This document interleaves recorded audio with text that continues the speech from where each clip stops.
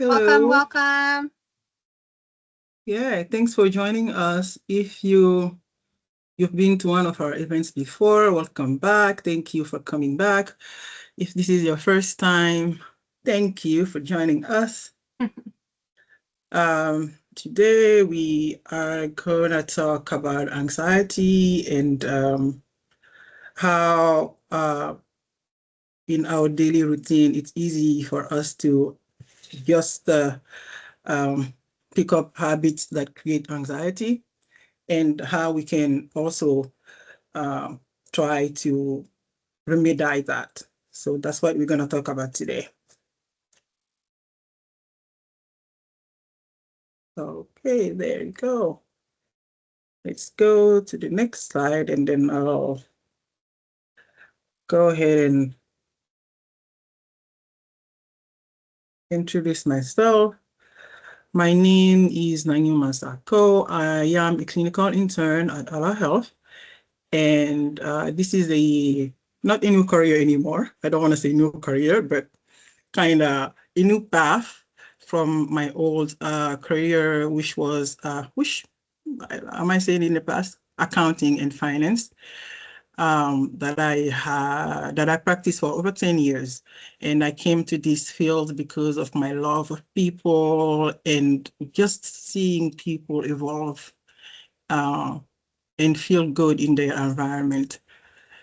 I am a person of faith and I'm spiritual. I'm very family oriented and community oriented as well.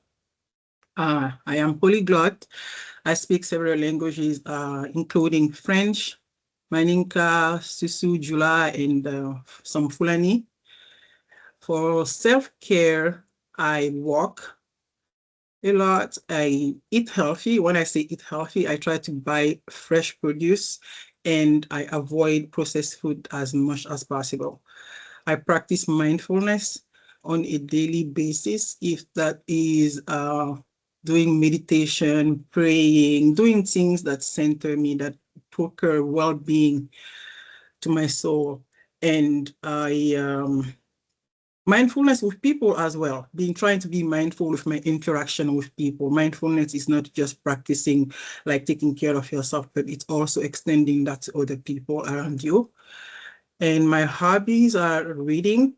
I used to do physical books a lot, but with my now time being busy, I try to read audio books in between things or when I'm driving places or when I'm cooking, things like that. I like to travel a lot. And I spend a lot of quality time with loved ones, and I seek out intentional experiences. When I feel good somewhere or places, I tend to go back to those places to nourish myself. And I am with my supervisor and Dr. Heather. She's going to introduce herself as well. Hello, everyone. Welcome back to those who have attended before. My name is Dr. Marybeth Heather. I am a licensed clinical professional counselor here in Maryland.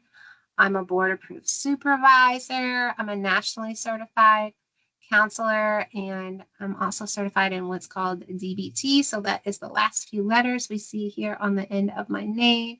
I am the CEO and clinical director of allowhealth, which is the practice hosting this event. We are recording this for YouTube, so you will be able to see this in the future online if you want to reference it for somebody else. I'm also a counselor educator, writer, and speaker. So you might see some other events coming up from me through the Maryland Counseling Association as the Maryland Counseling Association president-elect, and other clinical-based continuing education through the American Counseling Association as well. I'm also a spiritually based person, so I definitely have my practice every day. And Noah and I are both very aligned with our meditation and community-oriented activities. I even recently attended a advocacy day on Federal Hill to help advocate to our Congress and senators for our mental health needs. It blows my mind sometimes, the things that aren't already in place law-wise. I'm also a very multicultural person. My husband is from India, so I am married to a polyglot as well as have my student here who speaks all the languages. So I'm used to being around multiple cultures and people of different identities throughout my life, not only in my marriage. For self-care, I am a walker, so I'm always walking my dog, who is pictured here, Murphy, and my cat, who's with him. I'm a person that likes to go to yoga. I do cycling. Mindfulness is important to me as well. I meditate every morning, most mornings for an hour, and then as well having a break for mindfulness in the midday and afternoon. It's just so important to have those reset and recalibration periods throughout the day. I love some audiobooks, always looking for recommendations if you all have any. And traveling, I hope to continue to travel and go not only within the United States, but continue to explore other countries as well. I enjoy the quality time with my family and my pets. I'm definitely hoping to get some more family time in with Halloween coming up, doing some fun things. And I love to do some paint by numbers, although I haven't got to do them as much as I would like, being a busy, busy person. And that is it for me. I think we want to do our grounding exercise next, right? Before we Yes. go on. So I'm going to share another screen. And this is another channel that we both enjoy that we're going to share a combat breathing exercise from them. So join us in this quick grounding exercise to center us today.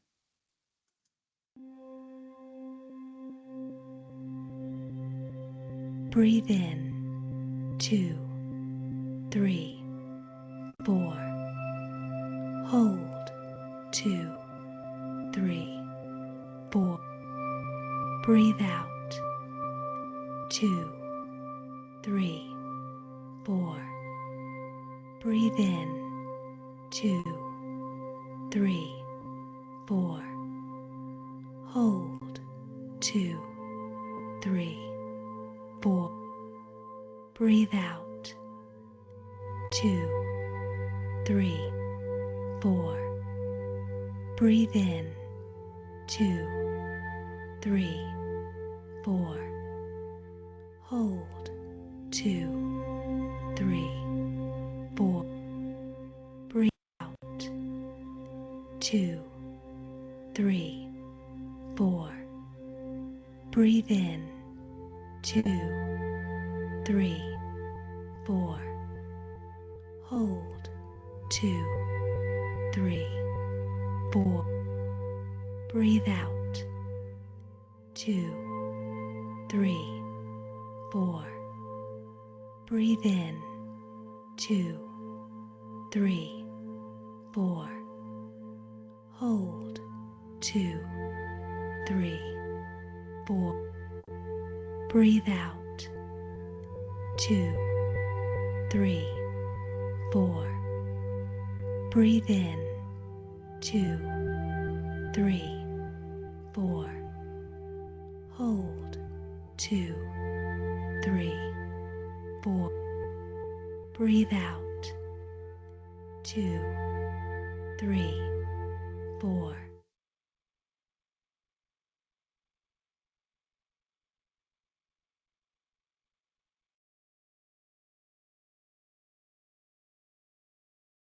Thank right. you for joining us in that quick mindfulness activity. And we do invite you to practice this. These are easy little things that can recenter us or reset our brain to see things clearly, or to just give ourselves that quick break that we need. By the way, if you were struggling doing one part better than the other, it's completely normal. The goal is to just take that break and make your brain think about something different and come back to your whatever you're doing, but with fresh eyes or fresh mind. So here, we're gonna talk about the What was, is everyone hearing us?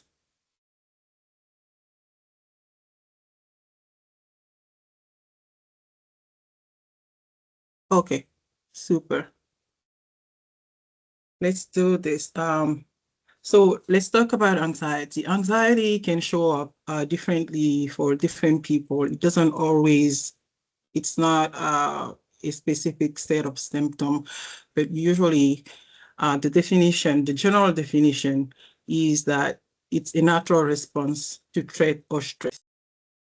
And physical symptoms involve rapid heart rate, tension, cognitive worry, cognitive worry and behavioral avoidance or excessive busyness.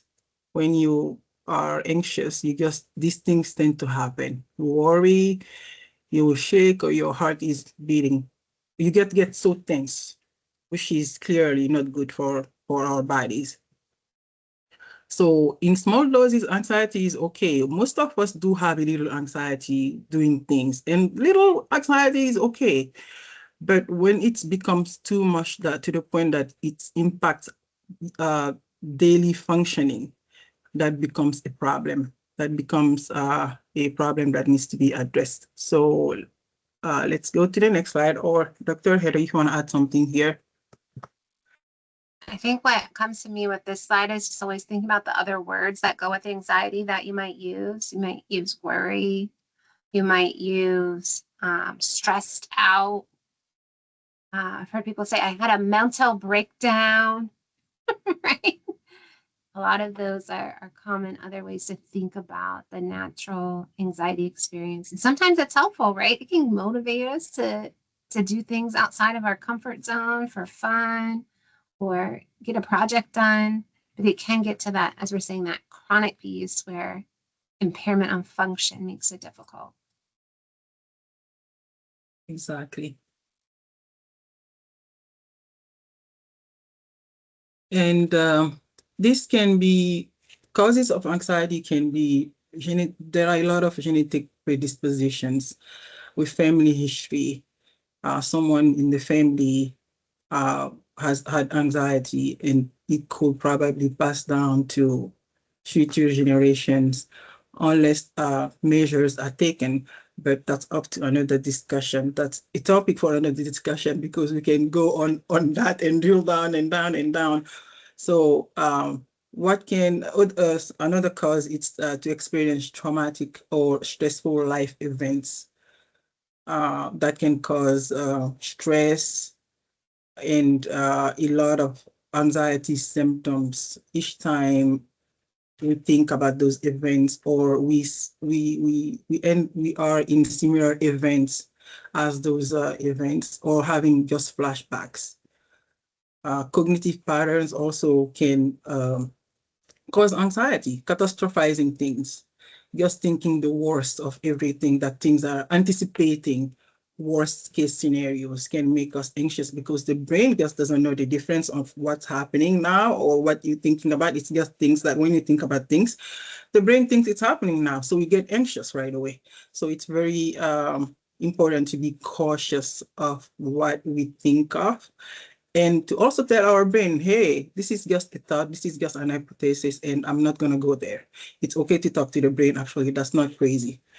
And trying to be perfectionist, trying to excel at everything, and tiring yourself, and fear of uncertainty, and comparing yourself to other people, or your life to other people's lives, or your kids' life to other people's life, and wanting to do it all, as our society right now applauds. Oh, she got it, she can do it, she does all these things, and that's applauded, which is not good for us down the line. Right. Hard worker, right? Yeah, one of them.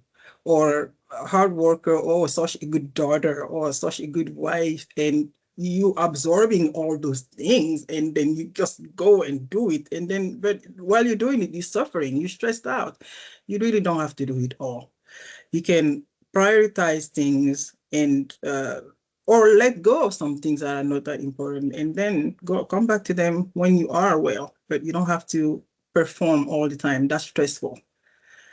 And environmental stressors, that can be the circle that you are in, that you choose, toxic relationships, toxic workplaces, toxic anything that can be toxic, that can cause anxiety all the time. Cultural pressures, like this is how it's done in this culture, that's how you're supposed to do, having different views, but being forced to do that or having that pressure because, you know, we are social being. We tend to like succumb to pressure, doing what people want us to do, and that can be stressful. And societal expectations such as gender roles or conforming to gender roles or conforming to, like I already mentioned, all those good things, that being perfectionist, all these things can stress us. Oftentimes these days it's social media, right? That you can feel somebody else is doing it better, handling everything, thinking that online presence is reality when it's not. And also the content we take in, not only on social media, but what books are you reading? What videos are you watching? Do you watch the news right before you go to bed? Not ideal time to watch the news. I know we want to keep abreast of what's going on in the world. However, watching the news right before bed is not ideal. You're going to be thinking, because the news isn't a list of all the good things that happen today these days. You know, it's a lot of stressful updates, whether that's wars or in our case here in the US, government shutdowns, a lot of things that then can set you off or elevate your system when you're attempting. Yeah, I see you in the chat, information overload. Like you're just elevated, your whole system is just turned on. And environmental stressors just come in so many different packaging. And even with environmental stressors, I know we mentioned in the beginning about food, right? What food do you put in your body? Oftentimes people are having food choices that increase anxiety. Things like gluten that are linked to anxiety, or lots of sugary foods. I don't know, I've got caffeine lovers in here, whether you're soda, tea, or coffee, or something else. Sometimes you have to figure out the time of day that you can and cannot do and consume those things, or limit, at least reduce.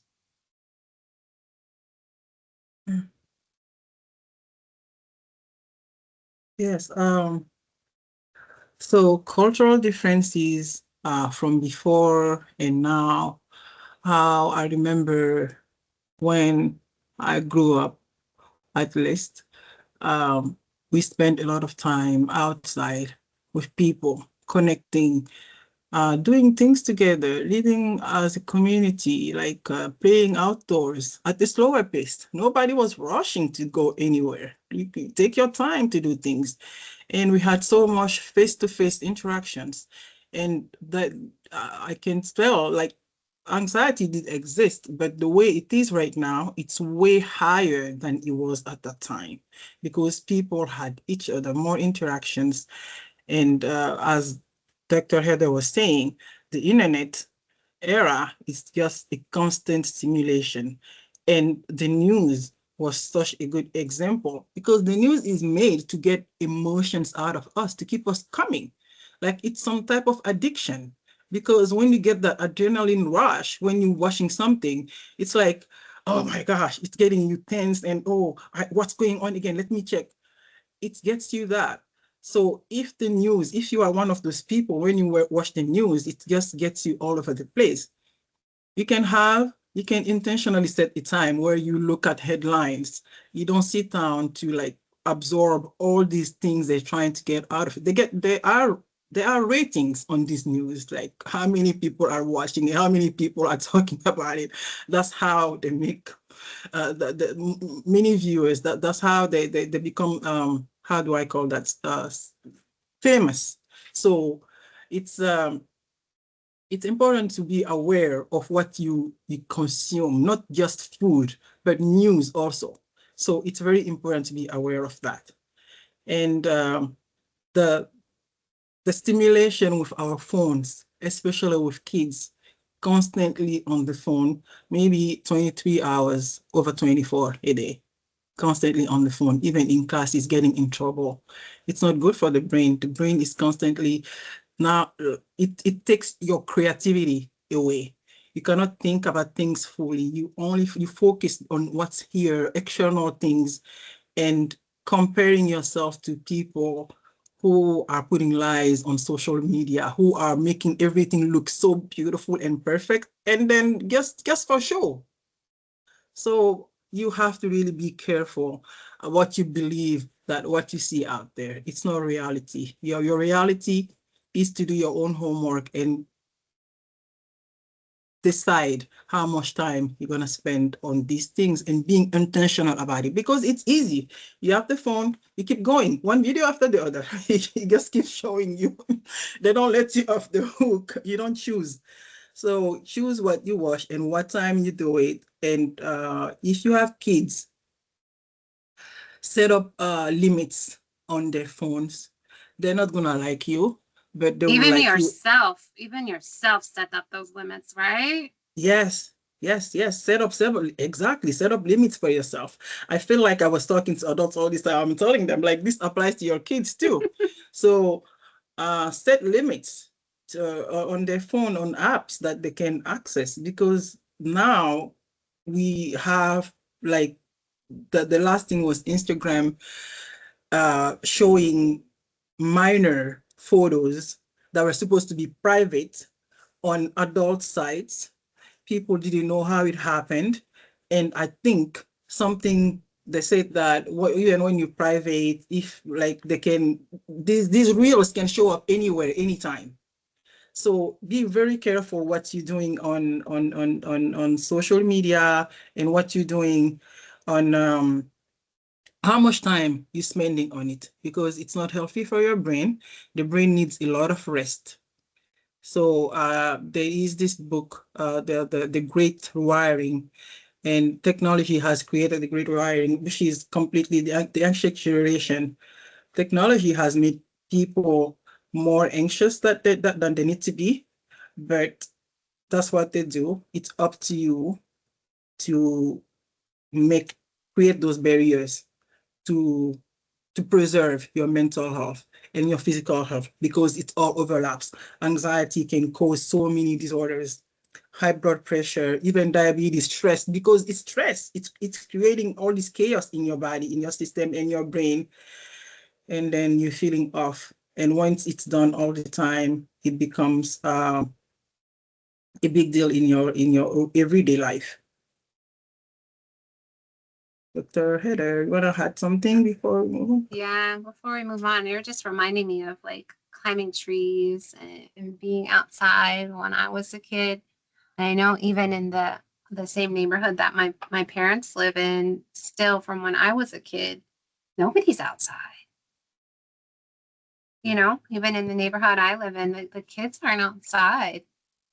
You know, I'll see them at the bus stop, and all of the kids are on their phone and not even talking to each other. That was so fun. I remember being a kid and being at the bus stop and like see your friends. What's next? Do they have do they have music you can share, you know?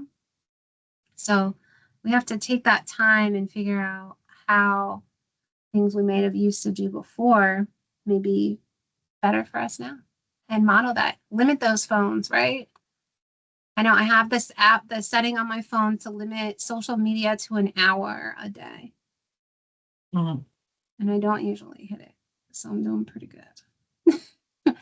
And other apps and things to close at a certain time. Like when you want to have your downtime, like have them stop, that you don't have access to social media. Or if you're a YouTube, I know some people get on YouTube and they can't stop watching those real things, or Instagram, or whatever it is, the platform that you find yourself that going on.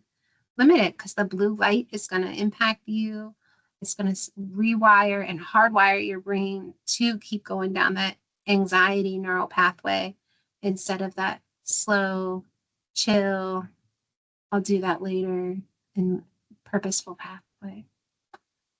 Takes time. Dysregulation.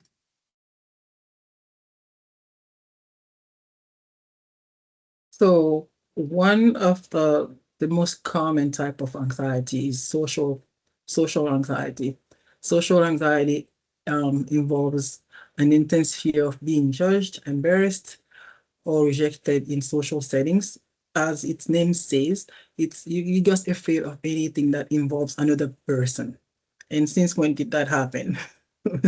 Us being social beings, we get afraid to even connect, to even meet people. And so many people are afraid to, don't want to talk to even people on the phone. They don't want to because they're not used to the habit. It's not because they're bad people, because the habit is not there. Social needs, this connectedness to these cell phones and to technology has made us disconnect so much that we kind of avoid people, which makes it um, so important to be aware of that fact.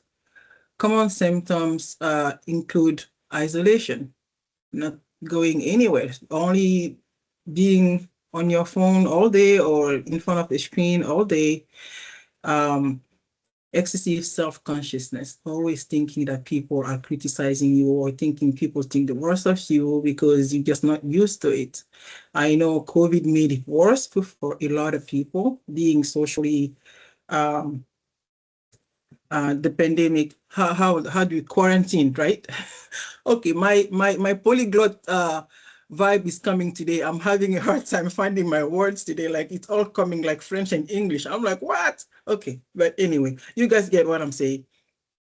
That makes it become really hard to focus on important things when you're always on the phone or always looking at the next thing. So many young people, I mean, we are fortunate people of my generation, we didn't have much of it, but like now, it's like once you get used to it, you just get addicted.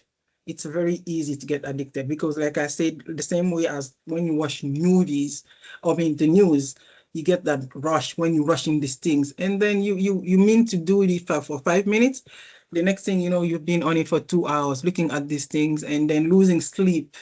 And like Dr. Heather was saying, that blue light at that brain, you're putting that brain in that hyperactive mode when you need to actually calm your brain down before you go to sleep.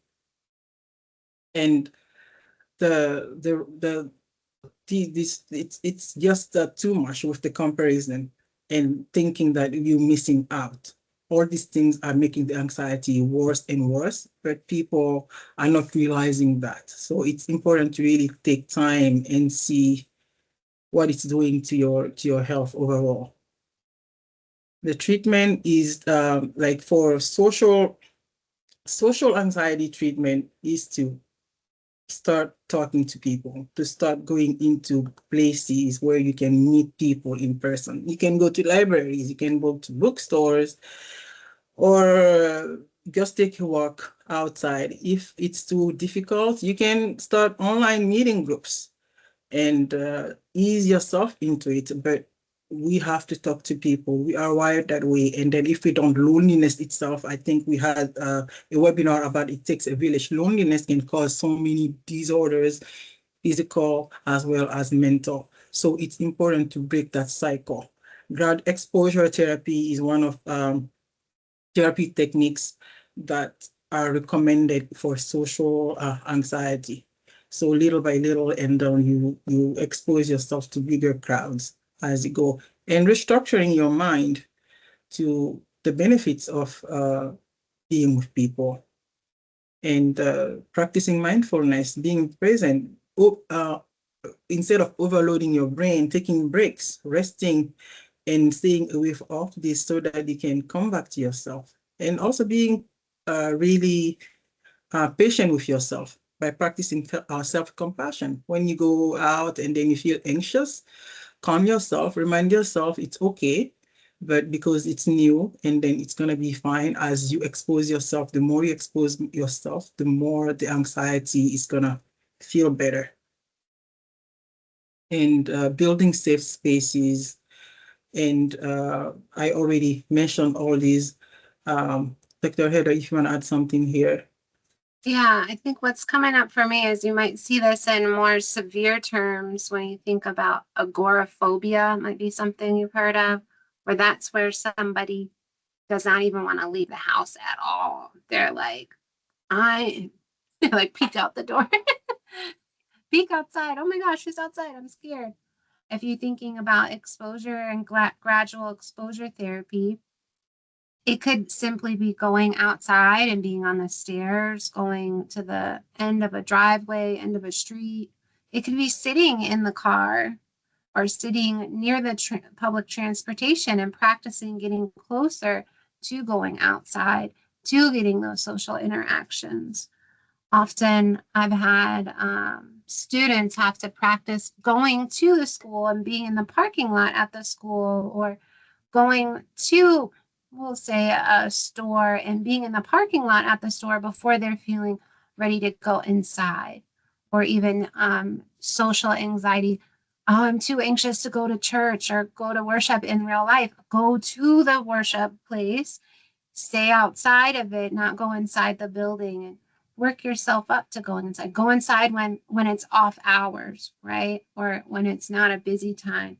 Ways to slowly get back into it and then practice it. And then if you're feeling anxious, that social anxiety piece, leave and come back. Like do it another day.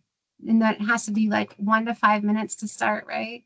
It's easy to think that to do, but it takes practice and takes a lot of patience to move past this when it starts to come up. And with technology rising, and so many, as I see in the chat, just really increased since COVID.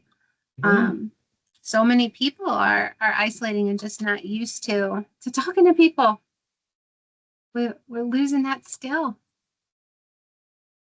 Yeah, yeah. COVID played such a big role in exacerbating social anxiety, and because people were left with their devices. So short-term thinking it was going to replace all these social, human, and in-person interactions, but it really doesn't, because a lot of people, there was a high increase in mental health disorders during COVID because of isolation. And uh, being isolated can also exacerbate physical symptoms. When you're not feeling well, your morale goes down and your immune system also will take a toll, definitely. So that's something we need to be aware of. And it's important if you suffer from social anxiety, to seek professional help, going to therapy, talking to people, or joining social groups, doing something about it to help you get out of it. And one important point that we want to address is that anxiety is often accompanied by other disorders or diseases. So it's usually not alone. Um, so like it can be with depression, with trauma, and with substance use. Depression is just this sad mood, this chronic sadness that just lingers and doesn't go away. Sometimes people have it on and off, but like when it stays longer than usual, that's become chronic depression, and that's accompanied by all these symptoms that we talked about social or anxiety in general. Trauma as well. When people who have suffered from trauma also get anxious when they have PTSD, or when they have traumatic events, when they remember those things, those symptoms manifest as some type of anxiety in them. Substance use as well has a lot of symptoms, has a lot of anxiety symptoms, and it's vice versa. There physical diseases that are chronic that really take a toll on a lot of people also experience a lot of anxiety because of their disorders. So To just summarize this, it's most of them have anxiety shows up in a lot of things. It's common in our daily lives, and it's important to understand it, and things that are easy for us to do to avoid it or to prevent it, such as less technology, especially in these young people. It's it will be very important to do, because I don't know if we don't prevent these things now, how it's going to look like 10 years down, because it's going to become trauma, because it can transition, become something else bigger if it's not treated. So it's really important to give the brain those breaks and to take to set limits with technology and seek more human connection. Okay.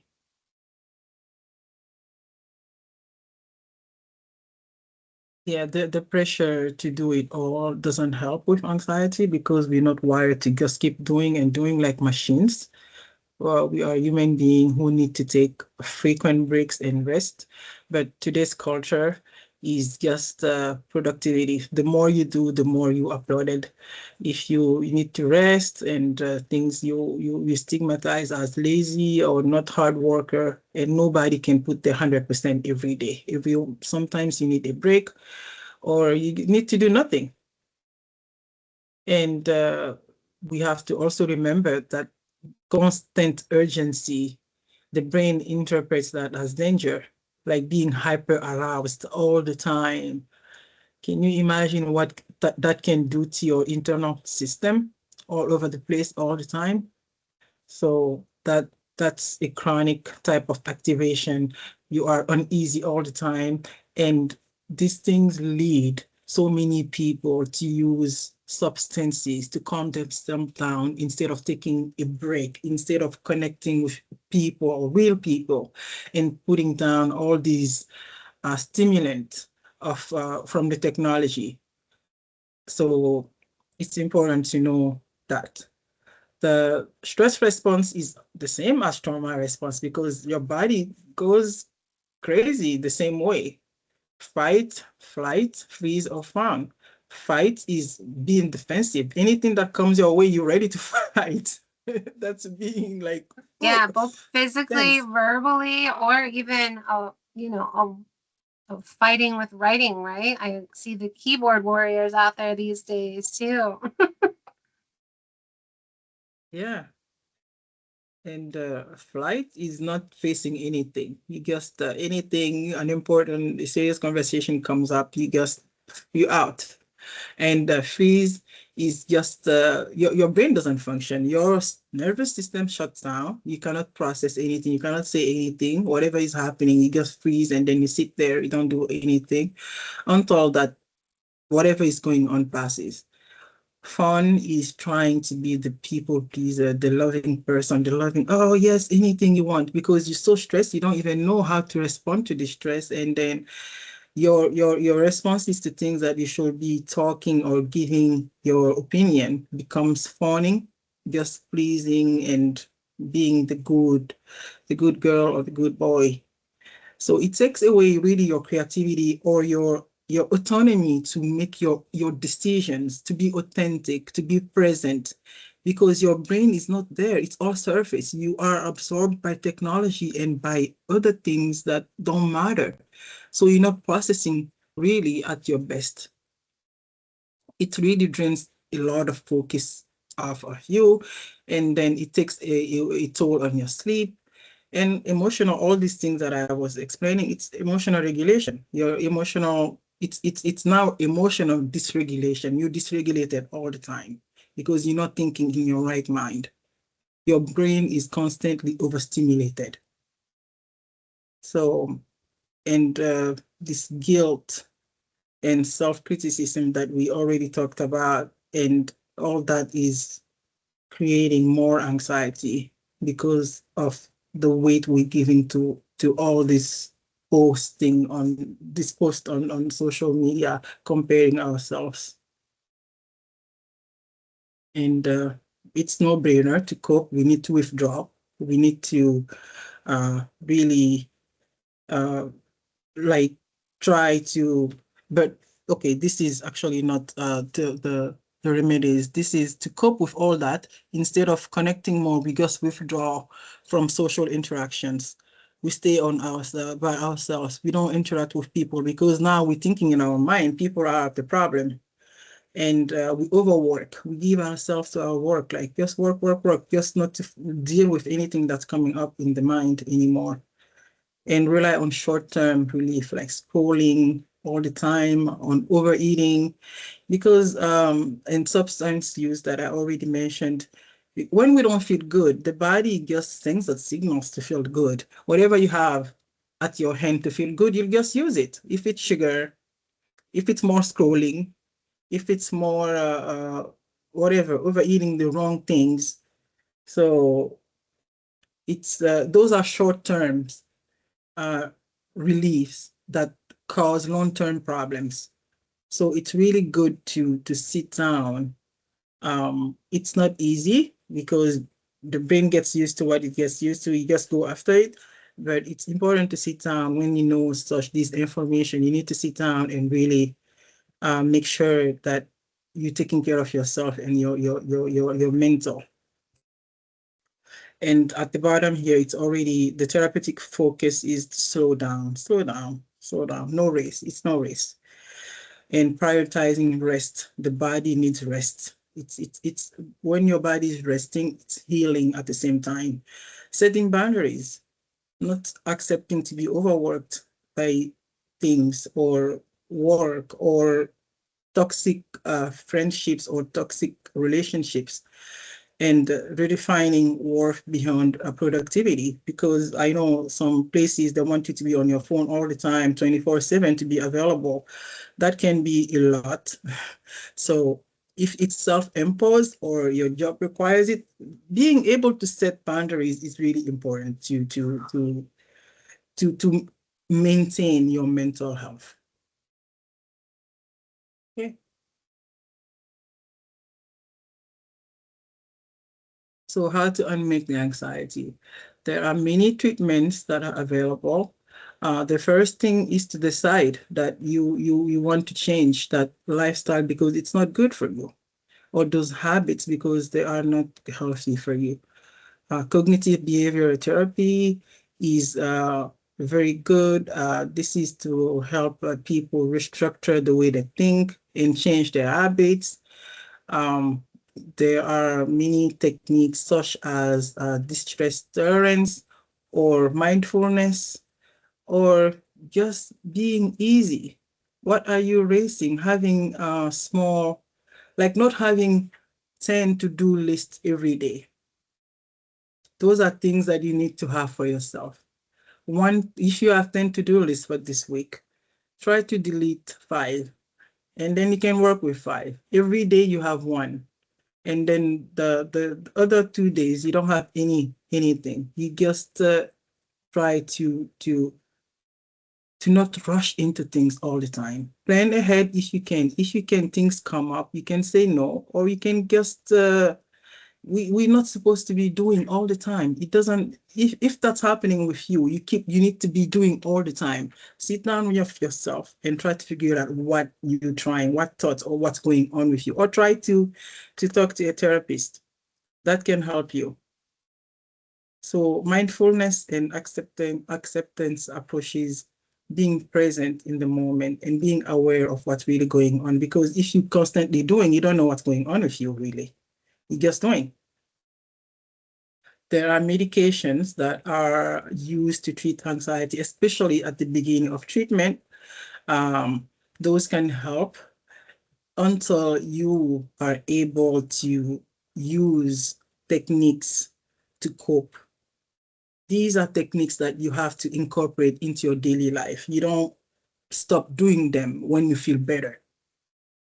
Mental health is every day. You feel good and then you stop. No, you have to maintain all the time.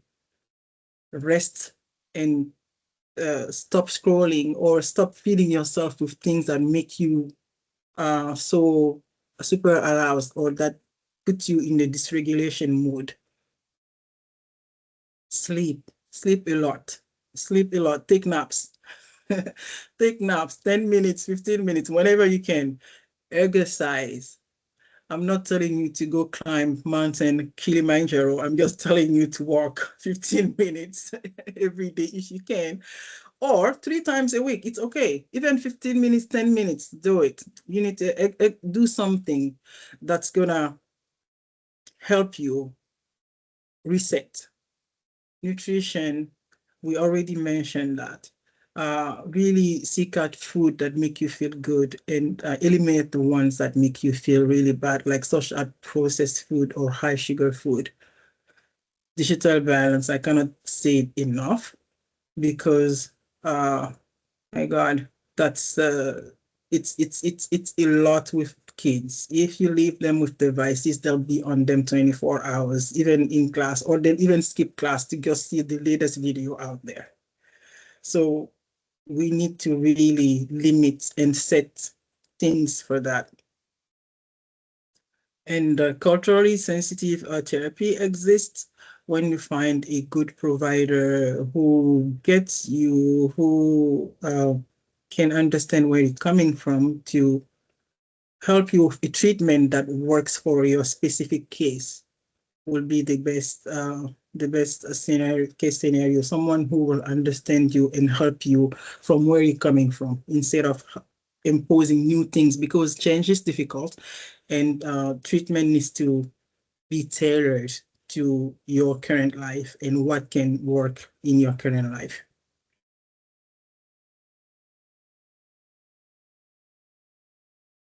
And just be aware that the first person that you talk to in the counseling setting might not be the best fit for you. So just like pairs of shoes, sometimes you see them and they look real great and they're shiny and they're real fashionable. And then you try them on and they're not practical for you.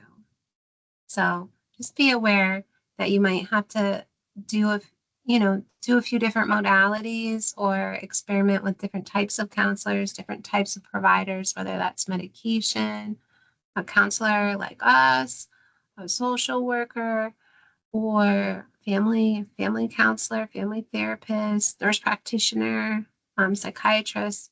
Some might be faith-based, some might be not, and you want to experiment with those to see what's going to match you. All right, I know we have some questions already in the chat, so I wanted to circle back to those as we are in our question section. Yeah.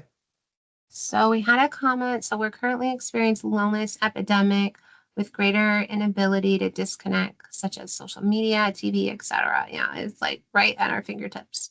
We all yearn the need to stay connected, which drastically impacts our mental health.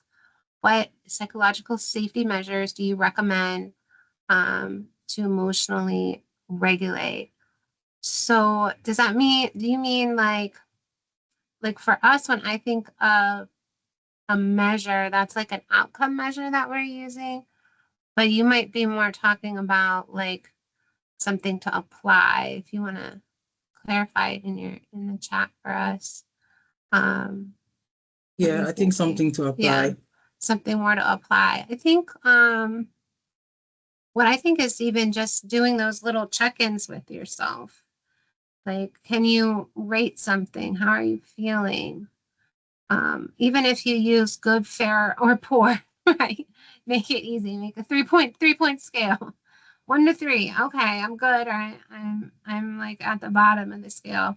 Usually in our counseling session, we might use something like a 1 to 10. I've known some people that like percentages and might go 1 to 100. You know, everyone how they rationalize is a little bit different. I think when I think about safety, I think about following our internal compass as well. So what's our gut telling us? Thinking about our energy levels is another one. So do we have really high energy? Do we have low energy? Those are the kinds of things that we usually ask for measures of safety and regulate. Can you give a number for anxiety or feelings words? And those those can help you measure and regulate. Noah, what are you thinking? Is there something else you want to Yeah, add for measures for yeah, psychological safety? yeah. I think really things to apply is to be intentional and know the world that we are in is like it's this instant gratification of doing and doing and doing, and being intentional about not being in that mood all the time. If you have a schedule like of things that you do, what helps me when I wake up, it's really sitting down with myself and praying, meditation before I go into the day, and having less things to do and not rushing myself into places. Like such as having kids to, I need to go here, I need to go here, I need to go here. All those things pre-plan and enlist as much help as you can if you have those resources to you. But it's taking care of yourself. If you are a busy person, when you wake up, make sure when you're taking care of everyone else, take care of yourself. If that means waking up 30 minutes earlier, you need to do that meditation, or you need to do that yoga, or you need to take that walk, even in your own house, going up and down the stairs, whatever centers you, having that time blocked out that where no one can bug you. This is my resting time. And you can say it to your kids, oh, can we make the, oh, actually, no, setting boundaries, even within your circle. You can do that. Taking care of yourself first, and then you take care of other people. But we get so busy that we forget to get up the desk to work. We think that staying on the phone is going to help us, or just scrolling down all those things. Call someone that you enjoy talking to, someone who makes you laugh, or someone you just want to crack up with, or do something silly that's going to make you laugh. I do those things all the time. I need to stay young. I Right. go silly all the time, jumping up and down or making ugly faces. So things that matter to you, when you know what they are, you make sure you repeat them intentionally. You don't forget that I'm busy, I cannot get to this. So have that routine. It's not boring. It's having a routine, a good routine that works for you. Doing things that nourish yourself, that put you in a good mood, and saying no more often. You cannot do it all. And stay away. When you have that quiet time, stay away from your phone, because those will keep coming back. They will keep coming back. I don't know if that answers your question, but if you want to follow up on it, that's fine.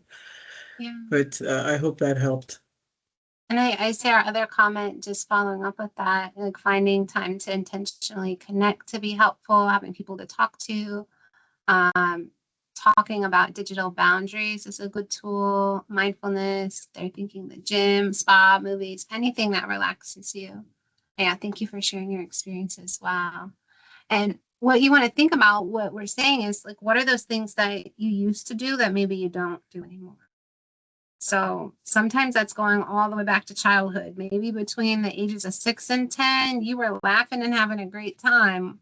What's something you aren't doing anymore? Maybe you forgot about your passion for drumming and playing music. I feel like that's a big one. Or art, something that's creative and expressive, and ways to get those anxious feelings out.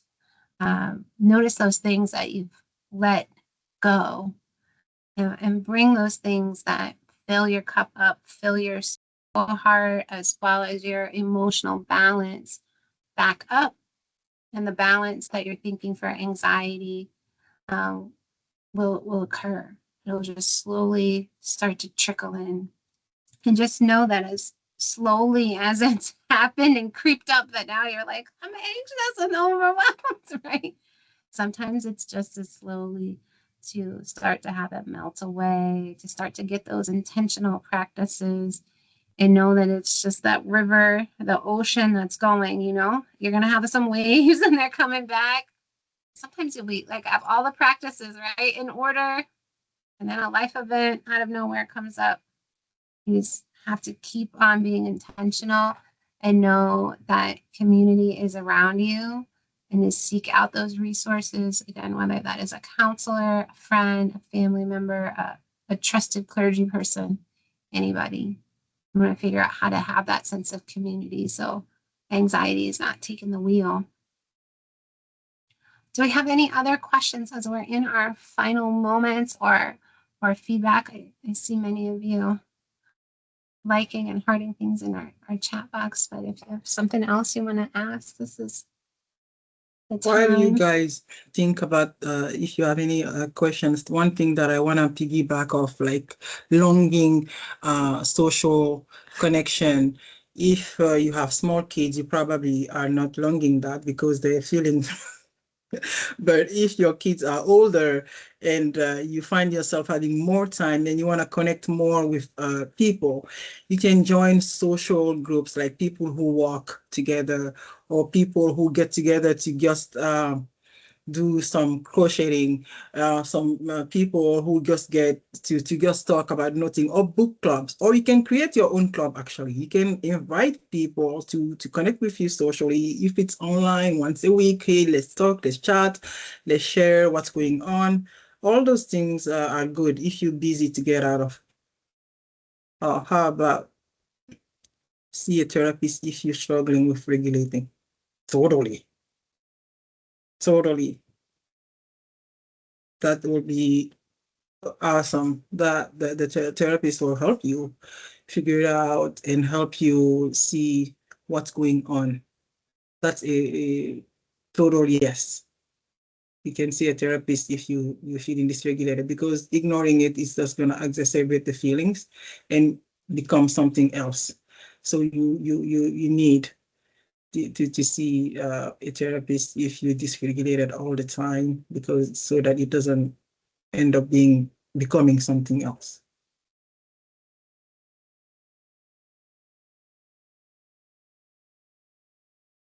Any other questions?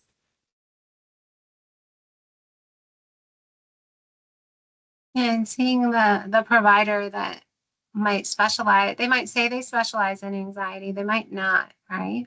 If you're thinking about seeing someone and really thinking about what modality you might want to use, I know that can be helpful to kind of determine who you decide to actually see. Do you want them in person or virtual, or someone that does a mix? I know our practice is virtual, and it really gets accessible for most people, so they can see somebody like waiting outside, as I was saying, like get outside in their car and they see us on their lunch breaks. They see us at home or maybe even at work in a private space. So you can get creative. It doesn't always have to be that traditional go to the office and add drive time, which I know seeing a provider can add a lot of stress if it ends up adding more time to your day.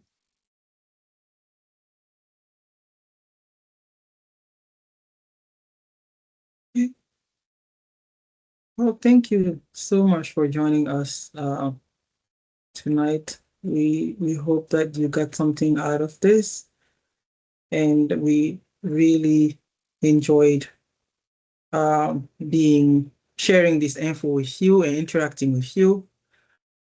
And keep coming back to our events. Yeah, thank you all. Thank you so much.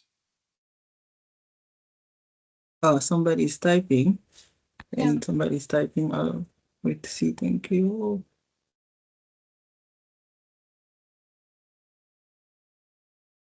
Thank you. Thank you. Thank you.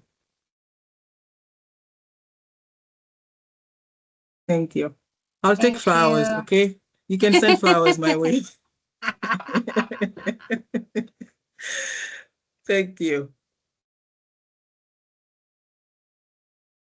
Thank you. Thank you. I take hearts too. Thank you. Okay. Good evening, everyone. Thank you for joining us again.